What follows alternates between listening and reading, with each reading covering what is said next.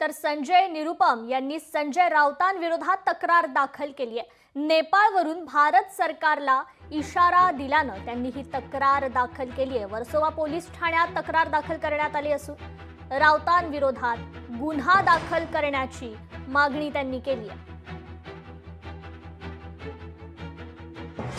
आज Versova police station मध्ये संजय राऊतच्या विरोधात एक तक्रार घेऊन आलेले आहोत आणि पोलिसला मी सांगितलेलं आहे की कोणीही विपक्षचे नेते विरोधी पक्ष नेते आहेत त्यांना पूर्ण अधिकार आहे सरकारच्या विरोधात बोलायचा, सरकारवर टीका टिप्पणी करायच्या, शासनाचे कामकाजवर टीका टिप्पणी करण्याच्या, पण लोकशाहीमध्ये राहून लोकशाही जो रीती आहे ना त्या रीतीवर विश्वास करून जो आमच्या जो घटना आहे घटनाच्या दायरामध्ये राहून ते जे काही करायचं करू शकतात, पण हिंसा भडकविणं, तरुण वर्गाला उकसाना, त्यांना प्रवोक करणं हा एक चुकीचा प्रकार आहे। यासाठी त्यांच्या विरोधात आज तक्रार घेऊन आलेले आहोत।